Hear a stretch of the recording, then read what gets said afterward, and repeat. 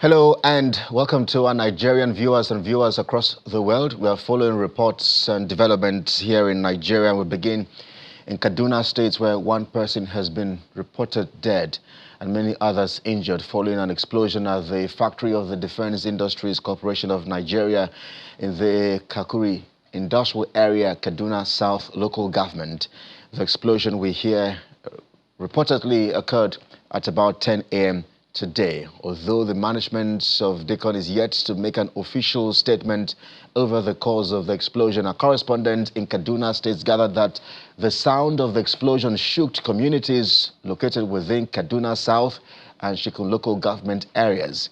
The entire general area we hear where the Deacon factory is located has now been condoned off by military officers, while the injured were said to have been rushed to nearby hospitals for urgent medical treatment.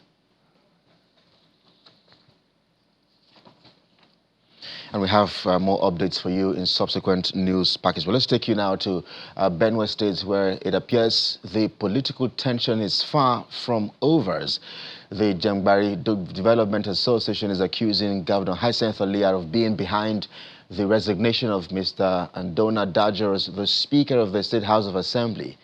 The socio-cultural group, led by one Mr. Yandev Amabai, disclosed this during a media briefing in the Boko area of the state. However, the chief press secretary to the governor, Teso Kula, denies the involvement of the governor in the leadership change in the State House of Assembly. The crisis that led to the removal of the former Speaker of the Benue State House of Assembly, Mr. Andona Dajo, on August 24th, appears not to be dying down anytime soon. Members of the Jangbari Development Association had taken an interest in the development. The Socio-Cultural Association covers Boko, Taka, and Buruku local government areas of the state. The former speaker hails from Boko West local government area, and leaders of the association are displeased with the process that led to his resignation as Speaker of the State House of Assembly. Right Honorable Andona Dajo from Boko West State Constituency was elected as Speaker. Under very strange and dubious circumstances, Dajo was forced to resign without cogent reasons. And instead of the seat to be retained by Jangbari, it was whisked away to Makudi North or Minda, without due recourse to the leaders of Jangbari. As if that was not bad enough, the governor attended a church service in Boko and spoke in unpleasant terms against the former speaker. Jangbari considered this insensitive and a poor representation of the character of the first constituency of the governor. However, the state government is denying the involvement of Governor Hyacinth Alia in determining the leadership of a state assembly.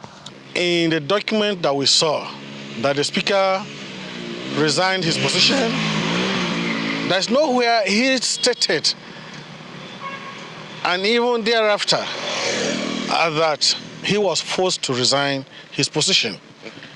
And so where they got this, were they in their dreams? I don't know. Funny enough, the man who led the Jangbari people to discuss this, the team that led the Jangbari people to discuss this in a press conference from the list I've seen, are mostly PDP people, ADC people, and I don't know where they got this idea of the governor forcing the speaker to resign. This is not true.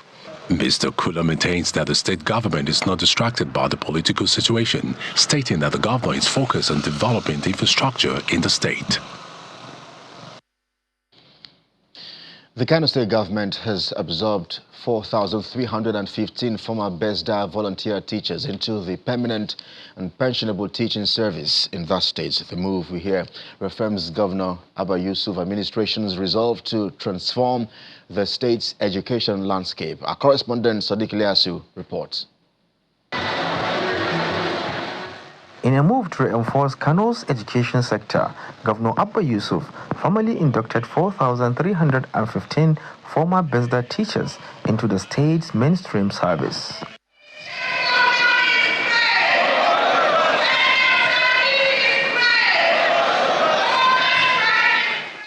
Addressing the gathering, the governor underscored the value of hard work and character building. He also announced the recruitment of an additional 2,616 teachers and a 200 million vehicle loan scheme for education officials. Let me say here that as you are inducted into this noble profession, I want to urge you to embrace our mission.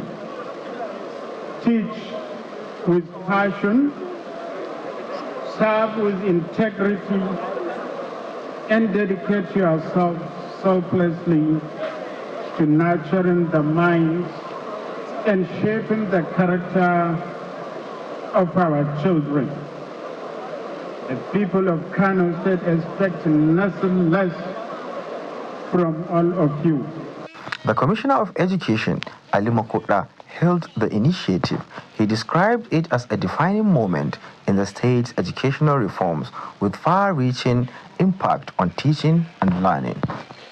Since the establishment of National Examination Council, NECO, 25 years ago, this is the first of its kind when Kano State champion the recourse.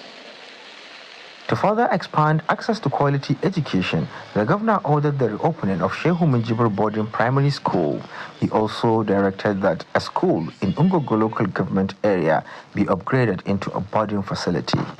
We are constructing new schools, rehabilitating dilapidated ones, and massively distributing books and writing materials across all the 44 local government areas.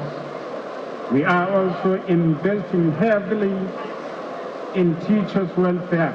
Interviews with some of the newly appointed teachers captured the relief, joy, and hope that this recruitment brings.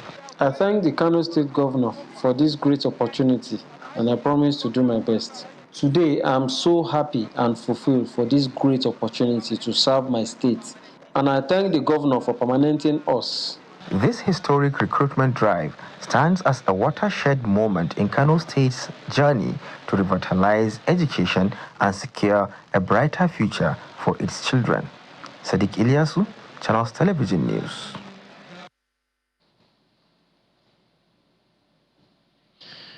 As part of what the state government has tagged his recovery drive, Borno State's Governor Professor Babagana Zulum has inaugurated a new College of Nursing and Midwifery, 200 lock-up shops and 20-room staff quarters for teachers in Goza local government area. The governor says these projects aims to improve education, healthcare and economic activities in the area. Governor Zulum is also assuring residents that his administration remains committed to rebuilding lives and communities despite the devastation caused by years of insurgency. It's the commissioning of projects in Goza as part of Governor Babagana Zulum's post-insurgency recovery program. The first project to be commissioned is the College of Nursery and Midwifery, a replica of the one recently commissioned in Mongunu. The college has several lecture theatres, hostels, an office complex, library, and demonstration rooms. Your Excellency, this is not just a building. It is but a center which will help greatly in the reduction or in the saving of many lives. Lives especially of pregnant women and children newborns, as these are unfortunately very high, not only in Borno State, but in the entire country. Governor Babagana Zulum explains that his mission in the insurgency-affected area is to strengthen healthcare delivery. We stand not just in the town, but on monument to Nigerian resilience. Together we gather to consciously shift the narrative. We have gathered too many times to mourn, to build from ashes and to commemorate our losses. And today we gather for a different reason. Together we gather to invest in life. We are here to commission an institution whose sole purpose is to preserve life, to nurture it and to celebrate it. The governor also announced his plans to employ more nurses to serve health facilities across the state. About 3 years ago, Borno State government has sponsored about 1,300 students of Borno State indigents to study nursing and midwifery courses in the School of Nursing. I'm pleased to bring to a kind notice that about 500 of them will be graduating this year. We have bonded them for 5 years, and all the 500 will be recruited, inshallah.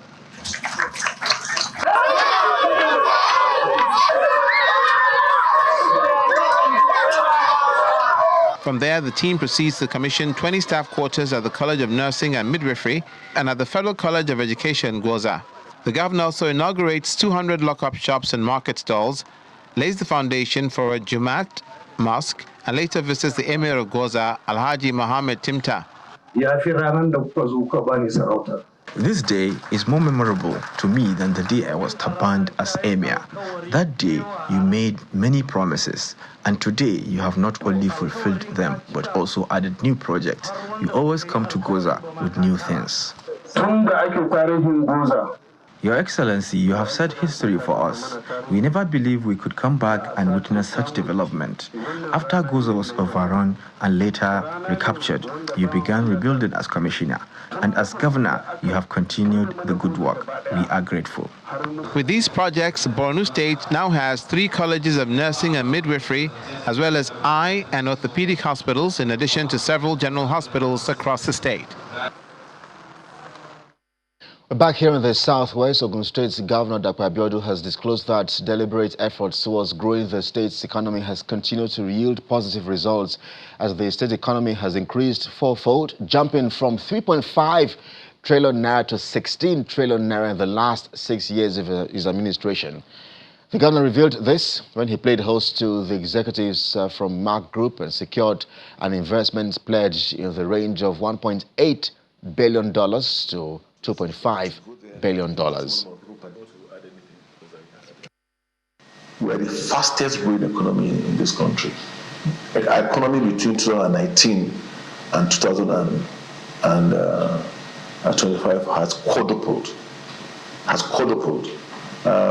Without having to onboarding people any more than they were boarding, but by just being efficient and by bringing more people here. When I came into office, the economy of the state was about 3.5 trillion naira. Today, our economy is inching 16 trillion naira. That tells you that something is happening here. When you look at our budget size, last year was $1.05 billion. When I assumed office was 350 billion. This year is going to be about 1.5 trillion. So there's a lot going on in the economy of the state. So, like I said, I'm sure you know why you chose Ogun State. In another few weeks, we'll be doing the groundbreaking of the biggest textile processing plant in the world, right at the airport, which will employ about 250,000 people, a $2.5 billion investment. So you can imagine that being there. We have the airport, which has just been licensed with the highest approval ever issued in Nigeria. I know the airport has that approval. The first airport to be given an aerodrome approval. We're doing a dry port. We're doing a seaport. We are trying to connect, the state, by trains, all over the state. So all the ingredients that you need for the patronage of any leisure facility is here. The managing director of the Lagos State Waste Management Authority, Muyiwa Gbadegashin, says nearly half of the 13,000 tons of waste generated daily here in Lagos is organic, and roughly 6,500 tons poses a serious environmental risk. Mr. Gbadegashin made this comment during an interactive session with private sector players here in the state. He says a new organic waste management system has been implemented to address methane emissions, and sorting organic waste at source is critical to achieving the clean Lagos of our dreams. How best to manage organic waste is the reason for this one-day interactive session initiated by the Lagos State Waste Management Authority, where eatery managers, restaurant operators and other key stakeholders were brought together to explore solutions to achieving a cleaner Lagos. The Lagos Waste Management Authority says a new organic waste management system has been put in place to reduce methane emissions, boost recycling, and support the state government's climate action goals. The vision with the low methane project is to cut at least 1 million metric tons of annual methane emissions before 2030, working with selected subnational jurisdictions to unlock over $10 billion in public and private investment. Some of the priority actions include to scale up biodigester use for household and communities, and for that we have a pilot biodigester at the Ikosi fruit market that's taking fruit waste and converting that into biogas for cooking and for powering street lights in the market. Another priority action is to construct sanitary landfills with gas capture at the existing and new sites. The session highlights the growing challenge of organic waste across the state and innovative approaches to turning waste from a burden into an opportunity. This waste can effectively be converted to briquettes, especially now that Lagos State has adopted this clean cook stove under the Office of the Special Advisor on Climate Change. Ministry of Agriculture and Food Systems is generating a lot of waste, sincerely speaking, and collaborating with LOMA is going to move Lagos very far above the unexpected waste that we generate. And this is a forward-thinking project which ultimately aligns with the newly signed Lagos electricity law, which allows Lagos State to generate its own power and distribute its own power, and also in promotion of renewable energy, which will enhance our environmental sustainability by reducing the methane gas from fossil fuel that we already are using right now. Sound policies and active community participation, we can turn this waste into opportunities for a healthier, cleaner, and more resilient Lagos. Environment experts say the use of technology will also play a key role by tracking collection routes digitally to converting food and organic waste into compost and biogas. Waste accounts for 13.84% of the total greenhouse gas emission that Lagos State generates. And this is an improvement from what we had in the past few years, because of the innovation, because of the new technology, or the new ways of doing things in Lagos. It is important to what? To segregate your waste. What is your role? Educate your staff. Stakeholders, please educate your staff. The Lagos State government believes that with collaborations and public participation, Lagos State can build a resilient future where waste is not just managed but transformed into wealth, and in turn make Lagos cleaner, healthier, and a more sustainable state.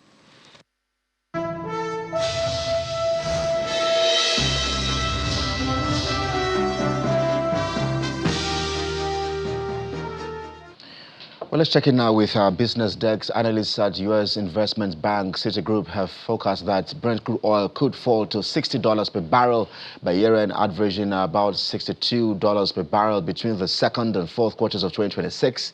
They cited the planned OPEC plus production increase and China stockpiling as key reasons for their projection. According to Citi, this could lead to stock builds of 1.1 million barrels per day in 2025 and 2.1 million barrels per day in 2026, adding to an already loosening global supply. By the end of 2026, Citi estimates that global liquids inventories will rise to 10.9 billion barrels, equivalent to 103 days forward demand cover. On the international scene, an executive order that will add $100,000 annual fee for applicants to the H-1B visa program for skilled foreign workers has received President Donald Trump's backing. President Trump's order mentions, quote, abuse of the program and will restrict entry unless payment is made Supporters of the program, including billionaire Elon Musk, argue it allows the U.S. to attract top talent from around the world. However, critics have long held the position that it undercuts the American workforce. Aside from the visa application fee, President Trump has also set up a new gold card to fast-track visas for certain immigrants in exchange for fees starting at £1 million.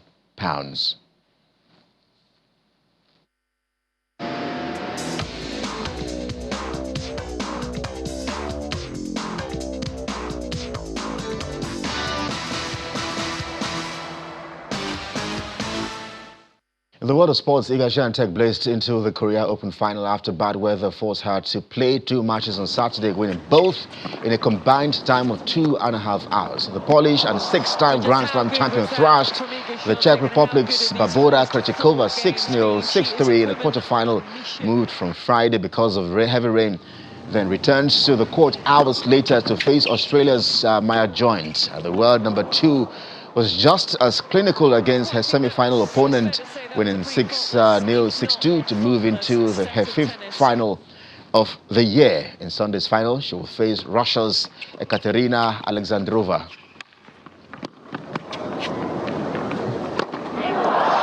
She finishes with a flourish. What a performance from the top seed and world number 2. 2 matches in 1 day, 4 sets played, 5 games against. Listen to the appreciation from the crowd. She will be back. Iga Świątek through to the final of the Career Open.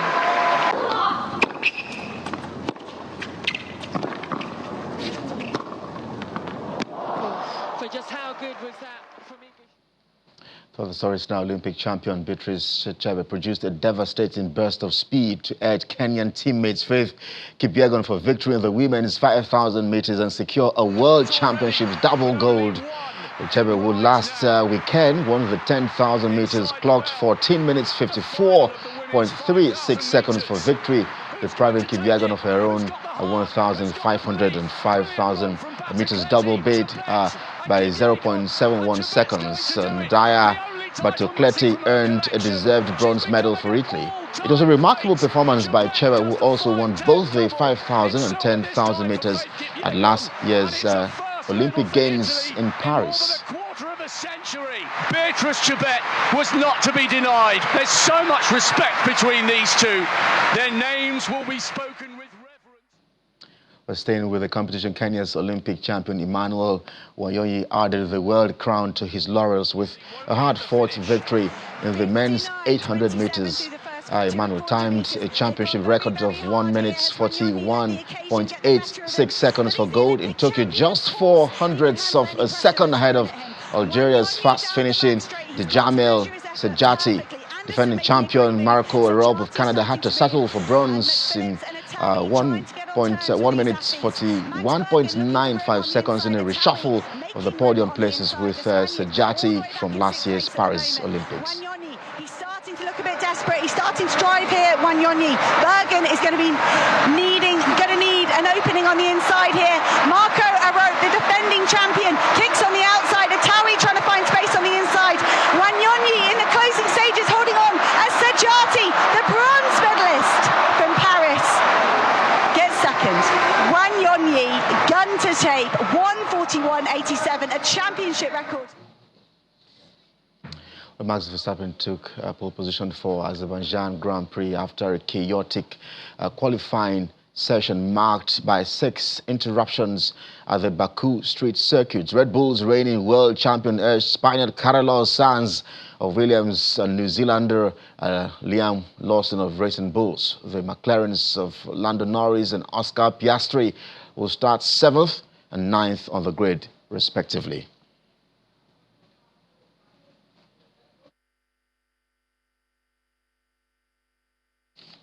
Well, let's check in now with updates from the English Premier League. Just a moment ago, Liverpool made it 5 wins from 5 as their flawless starts to their defence of the Premier League crown continued with a 2-1 victory in the Merseyside derby against Everton at Anfield. Well, Tottenham also had to fight back from 2 goals down to secure a deserved point against Brighton, while Burnley and Nottingham Forest settled for a 1-1 draw. Crystal Palace beat West Ham United 2-1 to pile the pressure on Hammers boss Graham Potter amid fans' protests before and during the match at the London Stadium. And 3 half goals helped Leeds United claim their first away win of the season at the expense of Wolverhampton Wanderers, who remained rooted to the foot of the table without a point this term.